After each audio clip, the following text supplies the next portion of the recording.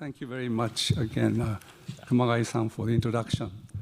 The theme or title of this first session is Trade Policy, Industrial Policy, and Economic Security. Before I ask the presenters to make their presentation, I'd like to say a few words about these three, keywords: trade policy, industrial policy, and economic security, to set the stage for the following discussions and presentations. To begin with trade policy, I think there were three incidents that led to a notable increase in protectionism or protectionist measures in the 21st century. They are global financial crisis, trade war between the US and China, and the COVID-19 pandemic. Many countries implemented protectionist measures to protect their industries, economies, and people. And let me turn to economic security. Here, I think there are mainly the following two factors that made policymakers realize the importance of economic security. And I'm afraid that I'll be repeating some of the comments which were made by Matsuo-san earlier. One is COVID-19 pandemic, and the other is a rise of China, or rise of China threat. The COVID-19 pandemic resulted in a shortage of essential goods, such as vaccine and medical equipment, while China threat became to be recognized as many countries relied heavily on China for the supply of many important materials. And so countries were very much concerned about stable supply of products which they need for their survival. Resilience of supply chains became one of the most important policy challenges for many countries. Expressions like decoupling, de-risking have become to be known by many people. And finally, on industrial policy. Industrial policy attracted a lot of attention in the 1970s and 80s. I think many of you remember those days. These are in the discussions of its contribution of industrial policy to economic growth or economic success of the East Asian countries like Japan and Korea. Specifically, industrial policy then was targeting policy to develop selected industries such as steel, ships, and automobiles. Debate of the impacts of industrial policy on economic growth died down in the early 21st century. But industrial policy itself came back again in the latter part of 2010s, when the world began to face challenges such as the resilience of supply chains, climate change, and because the private sector alone does not seem to be able to deal with these challenges, and therefore government intervention is needed under the name of industrial policy. One important element of new industrial policy is usage of subsidies, which I think we'll be discussing. Let me just end here with my initial remarks by pointing out some of the measures, if not all the measures that I took up, tend to distort trade and investment. But the current global trading system, that is the World Trade Organization, WTO, does not or cannot do anything to correct these distortionary measures. With that remarks, I'd like to end my initial remarks. Now, I'd like to invite first Dr. Jeffrey SCHOTT, and then I'll ask the Professor Simon EVENETT and TAMURA-san to make a presentation. First, Dr. SCHOTT joined the Peterson Institute for International Economics in 1983. Prior to his joining the PIIE, he held many important positions, including a position in the US Department of Treasury. And he is a specialist and expert in trade issues. And one of the publications that he has many publications. One of them is the book titled Trans-Pacific Partnership, TPP, an assessment. And I was fortunate enough to translate this book in Japan, and it sold pretty well, I understand. So with that remarks, I'd like to ask Dr. SCHOTT to make presentation. Well, thank you very much, Dr. Urata. It has been a great pleasure for me over many years to collaborate with you, and I am particularly proud to be able to continue that here with RIETI in talking about the very significant challenges that we face in 2024, which in some ways are similar to ones that were faced many decades ago. And so that's what I'm going to try to do in my presentation, is present a historical overview to try to explain how we've gotten where we are today and perhaps suggest ways forward. I will begin by discussing how trade, industrial policy, and security goals have been interwoven in the trading system from the very beginning. But that new and disruptive geopolitical and commercial conflicts, many of which you've just mentioned in your introductory remarks, have threatened to unravel the rules-based trading system. And that is not an understatement. We are at risk of an unraveling of the rules-based trading system, and we have to find a way to address these new challenges. Concerns about economic security increasingly compromise open trade and investment policies that have been evolved over the decades because of the rules-based system. And new trade and industrial policy interventions have been revamped to meet the commercial and security challenges, but have not been adequately constrained by WTO disciplines as in the past. New WTO initiatives have been ineffective, but I will argue at the end, progress could be made if representatives of the major trading countries who work in regional trading networks could work together, starting with a plurilateral package covering trade enforcement and climate issues. And hopefully I will get to that before my 20 minutes is up. So first, a short history by someone who was almost there at the beginning, not quite. Trade policy, industrial policy, and national security. From the start, GATT members designed the trading system to contribute to the reconstruction of Western economies confronting the Soviet Empire. So not too much different than problems that we have today.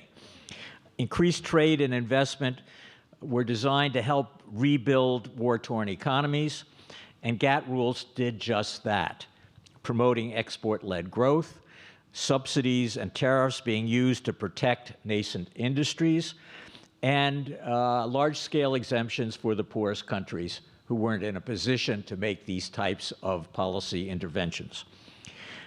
The GATT and WTO rules, however, because they were so permissive of these flexible development strategies after the war, imposed very limited constraints on the use of industrial policy. And subsidies, almost all domestic subsidies are permitted, but subject to offsetting countermeasures. But disciplines on subsidies have always been constrained so countries would have the flexibility to promote national champions in preferred industrial sectors. Farm subsidies similarly have remained largely unfettered. Even regional trading arrangements, the rules there allowing discrimination among partners who agree to increase their openness among themselves. Those rules have been sort of bent to allow what I would describe as WTO illegal discrimination. And particularly most recently, the national security exemptions of Article 21 of the WTO have been used much more aggressively and in a way that allows unbounded and undisciplined exemptions from WTO obligations. Now, what has happened over the past decade has taken the experience of the first five decades of the post-war trading system and really imposed terrible challenges to the continuation of the multilateral rules-based system. Hot and cold wars reinforced or forced a reassessment of the critical security needs and inspired and encouraged more trade and investment interventions. The renewal of military conflict among the great powers is perhaps the most significant, in my view. It's had a profound effect on the way we assess national security and how we constrain or prioritize economic policy to support critical security needs. We've also seen in the past decade a disabling of the WTO appellate body, which has made enforcement of WTO obligations, particularly among the major trading nations, much more difficult. And part of that has been the abuse of the national security exemption, which allows big powers to skirt their WTO obligations, as I just mentioned. We've had very dramatic technological changes, which that affect how goods are produced, the demand for resources, data usage, and cyber activities that have created new interdependencies, but at the same time, new security risks. And we've had, over the past decade, and increasingly as each year has gone by, climate and global health crises that have complicated production and distribution of goods and services, raising new national security concerns. So what we have now is, because of the pace of technological change, because of increased volatility of climatic events, because of the greater incidence or threat of military interventions, this has forced a recalibration of risk by both government officials and business leaders. The security of supply of essential goods has always been a factor in these assessments, but a broader range of economic activities, many of them subject to WTO trade and investment obligations, now must be considered in their calculus of political and security risk. And I have before on this slide some of the factors involved in this new concept or elastic concept of economic security. Access to natural resources and industrial components, many of which involve dependencies on China, which supplies a large share of global supplies of important critical minerals or components. Access to finance, and or the denial or confiscation of official and private assets, as financial sanctions have been used much more aggressively in pursuit of political measures, but distorting trade and investment flows.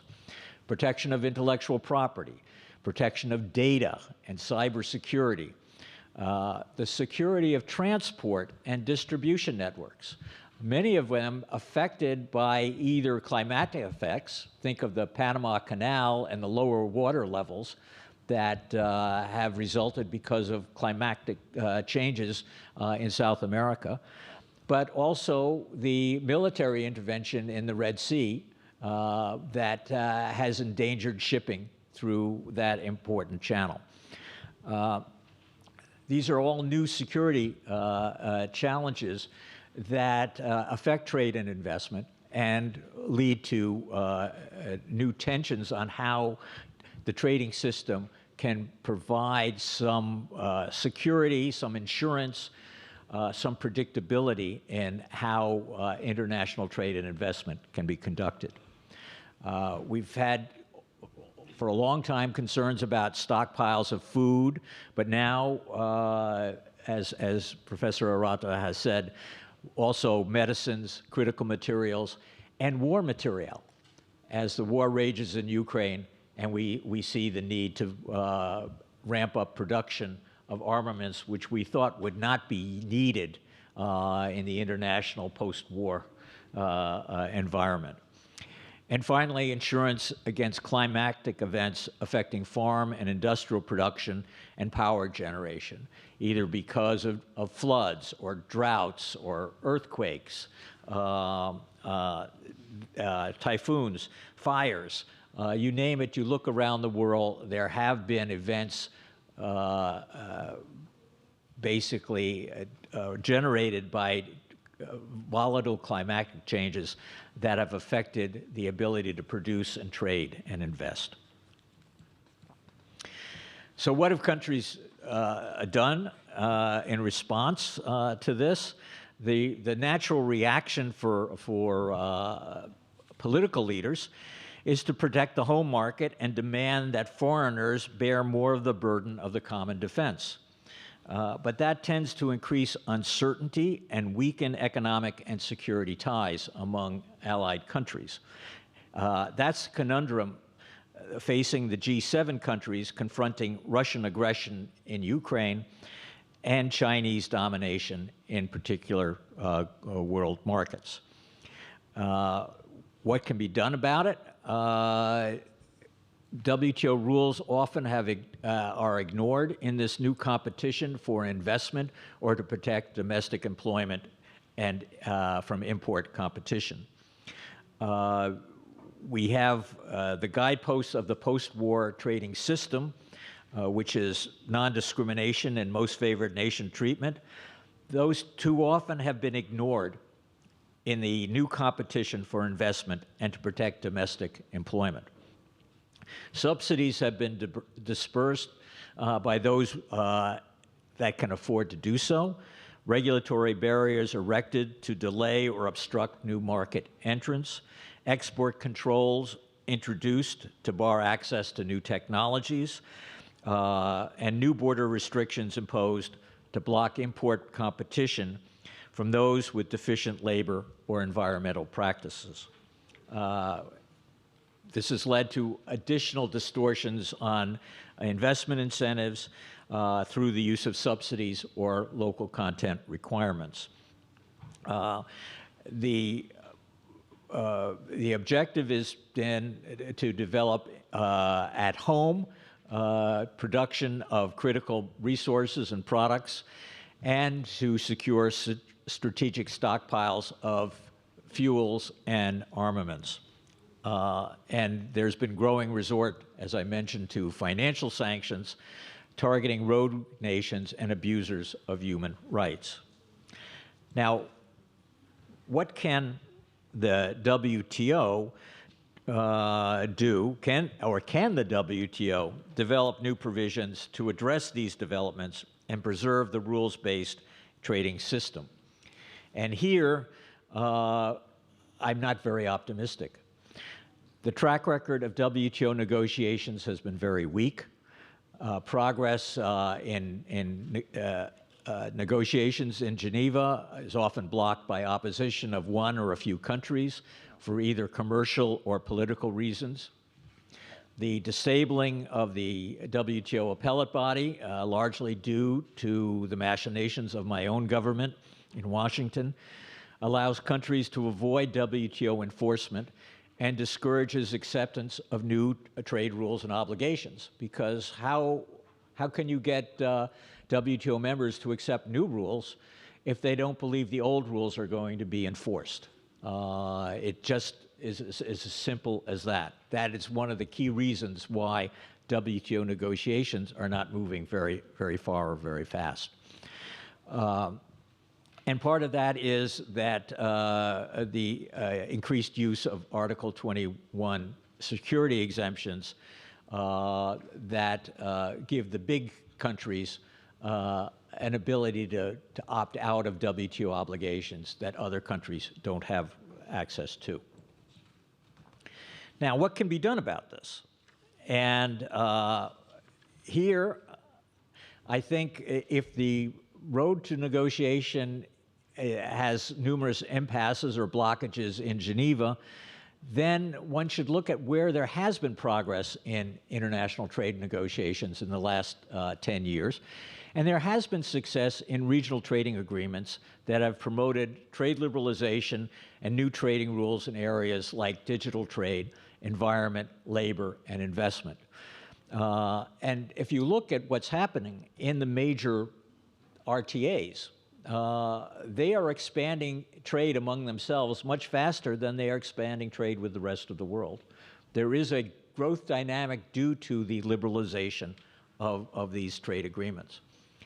Now, if you look at who is involved in these major trading arrangements, the USMCA, the European Union, the CPTPP, the RCEP or ASEAN, they are big trading nations. And all of the big trading nations are involved in at least one of these regional trading arrangements. And importantly, major troublemakers in the trading system, the foot draggers, the obstructionists like India or Russia or South Africa, to name just a few, but those are the principal ones. I'm not a diplomat, so I don't have to worry about offending people or countries. They are not in that process. And so looking at what is happening and can be drawn from the experience of RTAs is perhaps a way to move forward. And I think plurilateral talks should draw on these RTA outcomes to develop building blocks for WTO reforms. And so what I would propose would be to take advantage of that experience, take the largest economies in each of the regional trading areas and bring them together to see if they can promote a new path forward to deal with the challenges facing the trading system. Now, who would be involved? The US, China, and the EU are essential participants because none of these problems that I've discussed so far are amenable to resolution without the active participation and contribution of those countries. And they should be joined by the top economy in CPTPP, that's Japan, and in ASEAN, that's Indonesia. New agreements actually are possible among adversaries if each gains from cooperation. And so the negotiation has to be so structured and the agenda of the talks so focused that it addresses the needs and the benefits, potential benefits that can accrue to these disputing countries.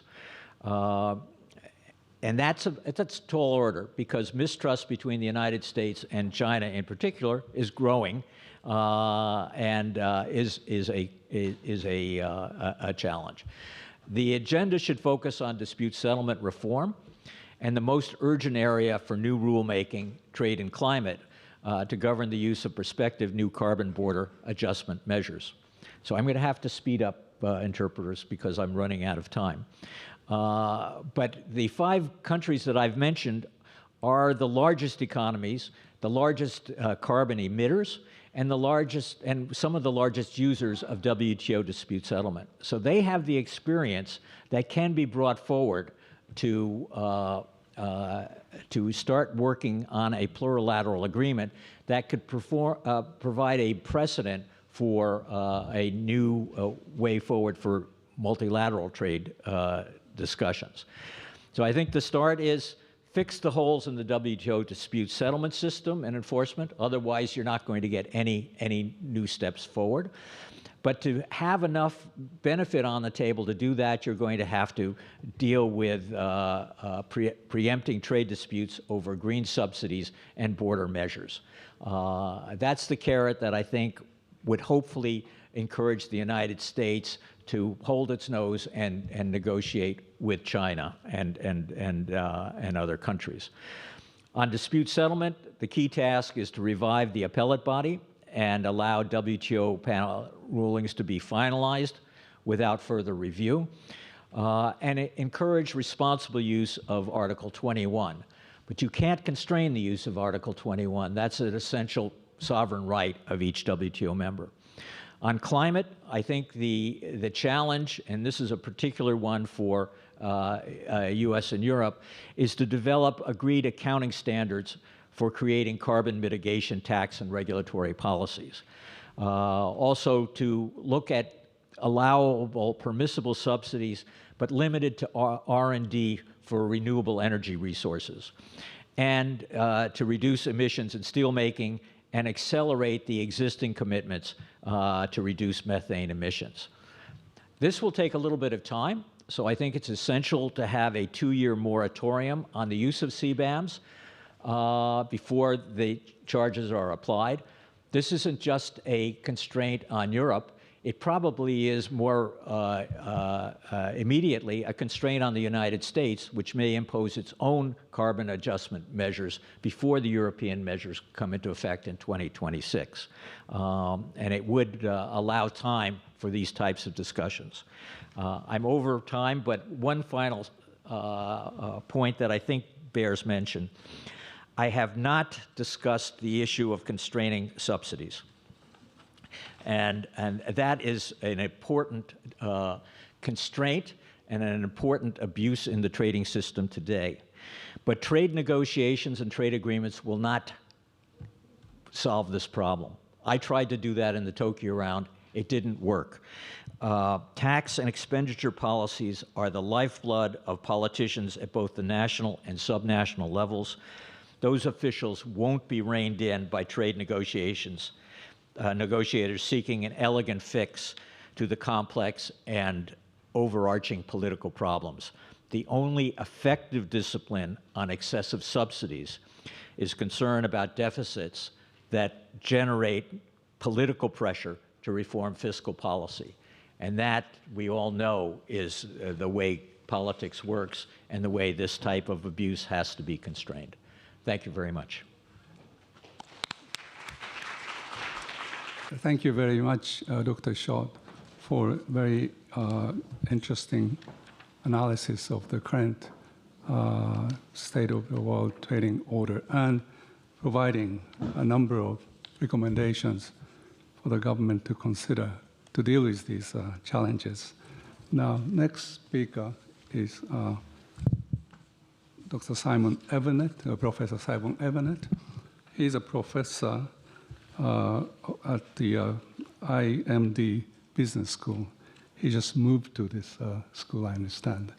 And prior to moving to IMD Business School, he did teach at many places, beginning with University of St. Gallen, Switzerland, Oxford University, and so on. And he also did a number of important studies at CEPR, Brookings Institution, and others. And he's one of the most renowned trade experts. And I'd like to ask Dr. EVENETT to begin his presentation. Thank you, Professor URATA. It's a great pleasure to be back in Japan and to be able to engage with Japanese experts and officials. My task here is to discuss Jeffrey Schott's paper. I found this paper to be exceptionally helpful in making me reflect on what has gone wrong with the rules-based trading system, or as our conference organizers like to call it, the global trade order. So in this particular presentation, I'm going to ask the question, was it a coincidence that the support for the current global trade order declined as major players started getting economic security concerns?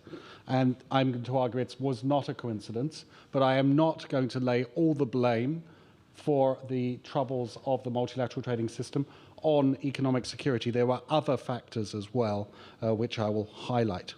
I will proceed as follows. Like Jeff, I will give a very short history of it as I see it of what went wrong. And then I'm going to lay out 5 conditions for the trading system to be sustained in its support by its members. So the 5 conditions have to be met. Like in any civilized system, there are written and there are unwritten rules.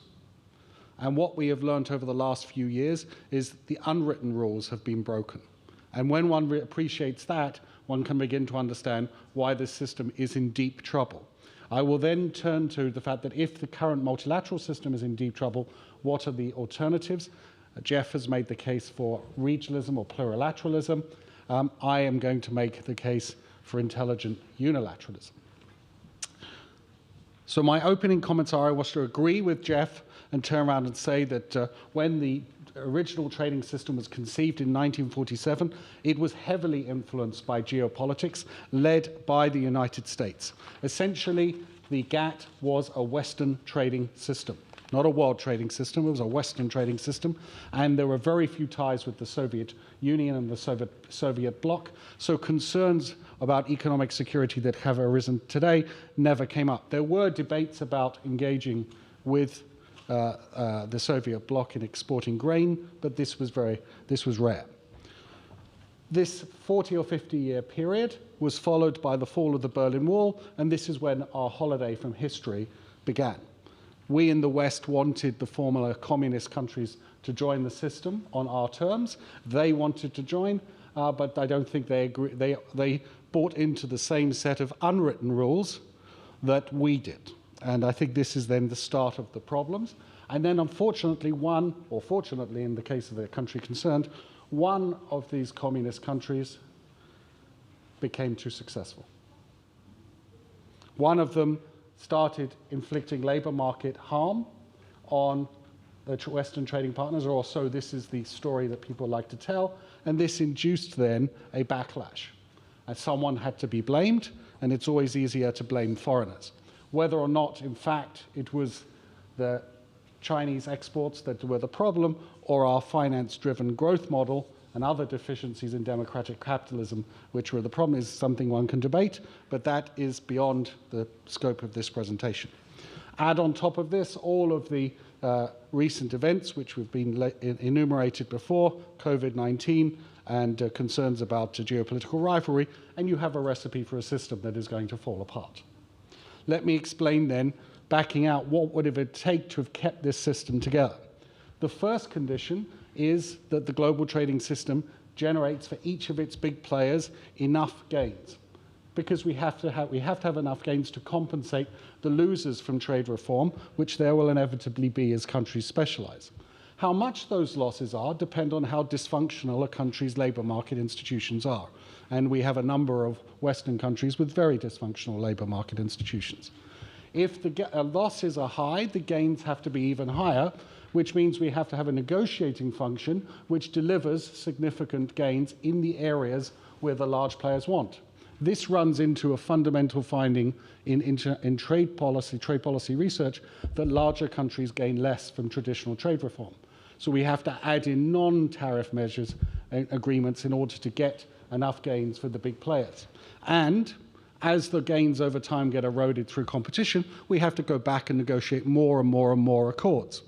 So quite frankly, the condition that we have to deliver enough gains requires a negotiating function that has to deliver time and time again, and as Jeff rightly pointed out, that simply hasn't happened. Okay? So one key unwritten rule was broken. The second condition is that the economic growth and the gains of foreign nations must appear to each country as legitimate. So a country's growth model has to be seen as legitimate, and this is necessary. People are prepared to accept losses due to international trade if competition is seen on the merits, or at least that's how we like to see it in the West. And losses are harder to bear if it's felt that countries are not following the rules, they're not competing on the merits. This then, of course, runs into the immediate problem that the original trading system was conceived of with market economies in mind, and therefore all the debate about non-market economies and the practices, of course, runs into this constraint here. So this condition has not been met either. The third condition is that a deal is a deal. And it's not possible to sign a trade deal, or it should not be, and then suddenly afterwards say that you got screwed or that you have regrets. Furthermore, if you sign a deal, you have to comply with it. And neither of these two conditions have been held. We have many developing countries who believe that they were harmed by the Uruguay round, and we have many examples of big players not complying with the rules. So this condition wasn't met either. And so we shouldn't be surprised that the system runs into trouble. A fourth condition is a quite subtle one, which we learnt the hard way during COVID-19. If you want me to liberalize my markets and open up to your firms, then I have to have confidence that when I need those goods, you will supply them. So in other words, my willingness to liberalize trade is contingent on my expectation that you will not weaponize trade. And if that assumption is broken, then I'm going to be reluctant to liberalize in the first place, and I will resort to industrial policy to build up domestic firms. And that condition has blown apart by the COVID-19. Worse, under WTO rules, export controls are actually allowed. So there is a problem here by design as well. So this fourth condition has not been met either. A fifth condition is that we need some glue to the system. We need a hegemon. And we need a hegemon who is willing to stay the course and to bear the costs of making negotiating demands. Because in the trading system, if you ask for something, you have to give something. You can't get something for nothing. Okay? So we need a hegemon, and the hegemon has to stick around until they want to exit. Of course, the transfer of power between the UK and the US is one of the few examples of a hegemon shifting peacefully. At the moment, we have one hegemon, or one large power which doesn't want to be a hegemon, and a challenging power which doesn't want to take on the responsibilities. And so a hegemon gets to guide the system, but has to accept unilateral constraints, or constraints on its unilateral action. And if you think that is a good characterization of the United States, I beg to differ. So these are the 5 conditions necessary to make this system work. Some of them are written, some of them are unwritten. And you can begin to see, once we've gone through the events of the last 15 years, why this system has fallen apart. Okay? Now, what are the lessons here? First, to my legal friends, I'm afraid binding rules, a dispute settlement body, committees, a qualified secretariat, institutions in general offer little guarantee. Institutions can shape behavior, but ultimately what matters is what governments decide to do unilaterally. And they have clearly decided that they don't want to follow the current set of rules. The breakdown we have seen has been partly due to bad luck, bad design, and bad behavior. And we've had examples of all of these. Okay? Now, the economic insecurity that we have seen and the fears about how governments are going to behave is a function of this breakdown. And so in many ways, it's a consequence. But of course, as governments are reacting to economic insecurity, sometimes with measures which themselves are seen as trade distorting, then economic insecurity can be a problem as well. Where do we go from here? This system is going to be very hard to put back together. Regional deals I'm all in favor of them if we can do them. But again, as the World Bank has shown, fewer and fewer new deals have been signed. So what's left then is intelligent unilateralism, whereby if you want to have the best possible insurance policy against foreign bad practices, improve, improve, and improve your national business environment. That is the best single guarantee that's on the table, and that's the guarantee that all small countries in Europe have. Countries like Switzerland and alike. They don't look for protection from rules.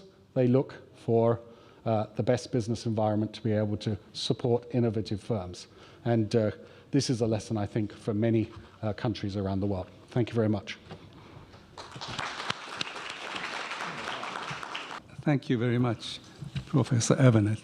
Now, the next speaker is Mr. Akihiko TAMURA. Now, he's the president of Paris Center for JETRO, Japan External Trade Organization. And he joined METI, and then since then he held a number of very important positions, particularly in trade policies at METI. And also he taught at the graduate institute, GRIPS, before, I think, taking up this position at Paris in JETRO. Mr. Tamura, please take the floor. Thank you.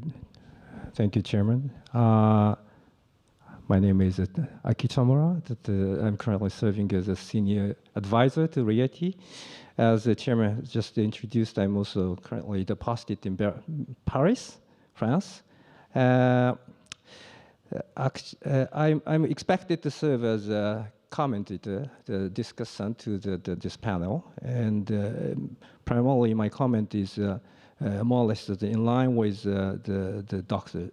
Jeff Schott, which is to emphasize the importance of mutual trust as a foundation for the multilateral trading system, and one of the key necessities to rebuild the trust amongst the players. So that is a kind of a recipe he suggests, I suppose, and my comment is going to be more or less in line with that, his presentation. Quite honored to be here and pleased to come back to Tokyo. Unfortunately, I have just come back from Paris to Tokyo, so I still suffer from jet lag, so please allow me to speak in Japanese from now on. Otherwise, I will not be able to finish my line within 10 minutes time limit. Now, from this point onward, I would like to speak in Japanese.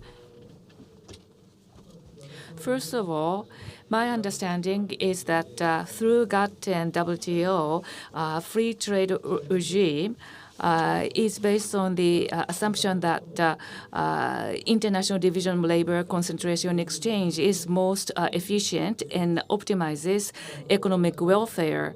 As you know, in the very first page of trade economics textbook is the country's A's and B's. Rather than making wine and fabrics respectively, country A engage in one product and the other engage in wine production and exchange surplus. And that comes on the first page of the textbook. In order for that to happen, exchange has to be conducted between the two countries stably. Stable exchange is to happen because there is a mutual trust. Otherwise, exchange does not occur. However, the basic premise of the free trade regime, that is a mutual trust, is actually be able to maintain and developed through the up spiral between the mutual trust, trade deepening, and judicialization. Unfortunately, this up spiral has ceased to occur. Therefore, WTO DS difficulty, which is a symbol of judicialization, has been challenged. And I think this is not the main theme of this conference. I'm not going to details, but I want to point out that like weaponization of dependence, we see phenomena that append the premise of achieving efficiency through international division of labor, concentration, exchange, and the reversal of up spiral of mutual trust and trade deepening. Now, the only with WTO members, there are 160 plus members, and in the normal trading relationship that has been so pluralistic that there was no concentration that would allow one country to control the survivability of other countries. That is why the scenario of achieving efficiency through international division and concentration exchange was plausible, but the negative aspects of concentration exchange has become more apparent. And more recently, the not weaponization, but the vulnerability of division and concentration has been exposed. And that raised a question about the idea that concentration is a good thing.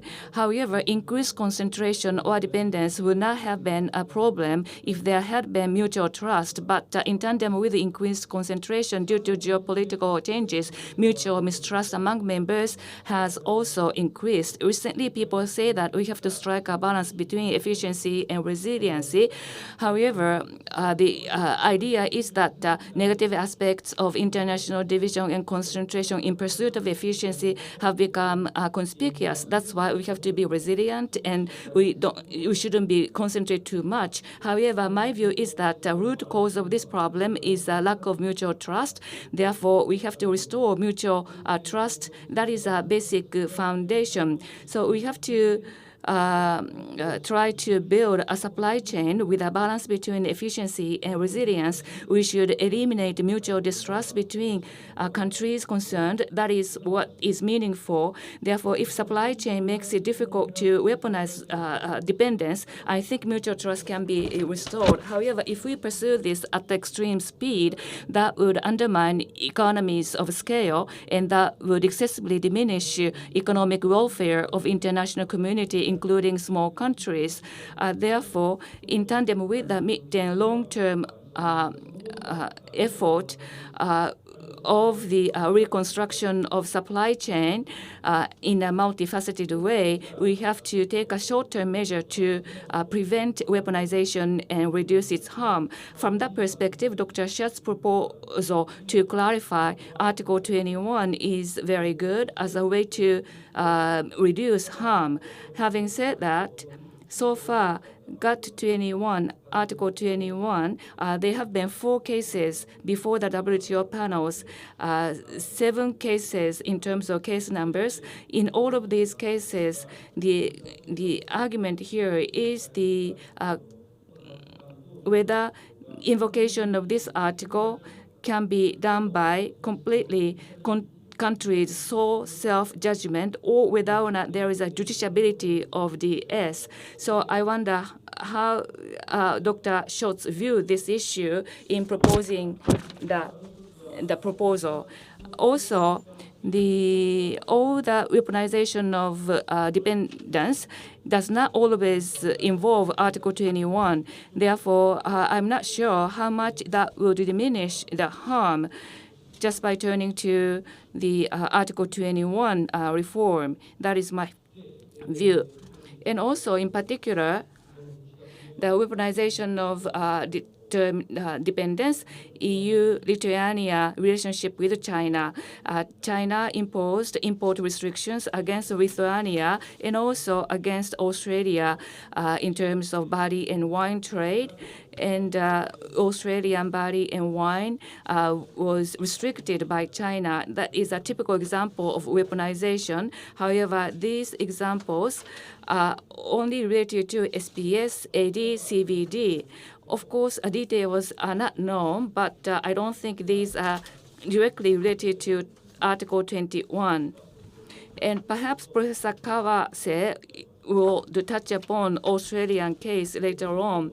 But in the case of EU-Lithuania case, earlier in December last year, EU introduced anti-coercion instrument to address economic coercion. That in itself, ACI, whether that is compliant to WTO or international rules, is controversial, but I am not going to details of that issue. However, I'm based in Paris, and EU's resilience measures, if I look at, it seems that EU don't think that their own supply chain is resilient enough. Therefore, the resilience effort has to be pursued in the long run. However, in the short run, the relationship with other countries is a lifeline. Therefore, EU is cautiously building resilient supply chain in mid to long term in order to achieve strategic autonomy and using border measures, including AD and CVD, in order to deter foreign disruptions to its supply chains. So in this way, looking at the EU process in this way, I think there is a similarity between EU and Japan. Both wants to increase resiliency of supply chain in the long term. However, they want to reduce harm in the short run. That means that the cooperation between Japan and EU is just natural. Of course, in this way, the resiliency of its own supply chain can be achieved in many ways, and traditional anti-dumping and CVD to have a level playing field. That is one approach. On the other hand, social dumping rather than subsidies, through a manufacturing process with forced labor and environmental detriment, LPF approach can be taken as well. However, such advanced countries approach focused on value is whether or not that is considered for the manufacturing process in the traditional WTO view, and also putting the value at the forefront. How could we convince a global South from this perspective? So that is why I would like to monitor closely the development of this issue. In any case, what I would like to point out today is that the restoration of mutual trust is important. From that perspective, increase of resilience of supply chain, that process has to continue and that process has to be justified. And also, resilience process of supply chain, current WTO law, to what extent that would become a obstacle. If we consider that, analytical process would be necessary. Later on, Professor TAMURA may mention this. CPER has a ETCAI project currently, and soon the policy proposal will be presented. The main player in this project is Professor Isabelle Mejean of Sciences Po of Paris. She is saying a very interesting thing, and among European economists, people are saying that there is trade-off between efficiency and risk diversification. And based on that, which part of supply chain and which industrial sector would benefit more from resiliency improvement through public interventions? And what would be the externality of resiliency measures, and how vulnerable trade is, facing friendly partners and less friendly partners. So when this policy proposal comes out, we would like to make a best use of it in order to make an interdisciplinary discussion. So legalists and the political scientists may work together going forward, and the result of such analysis can be used for the rebuilding of a new trading system based on mutual trust. So RIETI's this conference is actually interdisciplinary discussion starting point in my view. So I look forward to ITSCAI project's results going forward, and I hope that many experts and policymakers will join hands to work around the new proposal to produce a correct solution or answer. Thank you. Thank you very much, Mr. Tamura, for very insightful observations. I'm afraid that I have to tell you that the time is pretty much up, so we don't have any time for further discussions. And what we heard, in my view, a very important analysis and recommendations. And as Tamura-san just said earlier, I think we're just beginning to discuss very important issues. So we have to continue our discussion in the future. Before closing this session, let me just point out maybe 3 keywords that I think I learned from 3 important presentations. From Dr. Schott's presentation, where he recommends regional trade agreements or agreements among the like-minded, I think, group of countries could be one maybe solution to the problem that we are faced with. And he specifically pointed out 5 countries: US, EU, Japan, Indonesia, and what was the last one? I'm sorry, China. So here, I just after listening to maybe Tamura-san, mutual trust is something that we really need to have to deal with this problem. I'm just curious. Again, we don't have time to ask Dr. Schott to respond to this point, but I wonder if we can really get the mutual kind of trust among these 5 countries. But again, I think this is a very important and interesting recommendation that he presented. And then turning to Professor EVENETT, if I understand correctly, intelligent unilateralism is something that we should look for, particularly for small countries, like you said. This would be the maybe best solution. How can we deal with big countries? Again, I didn't really understand good enough about what his analysis was all about big countries. And so unilateralism is, of course, very important. To do your homework at home, to clean your room first, and that's very important, and I agree with that. But I just wonder if big countries are convinced to do this. Maybe we can discuss these matters later.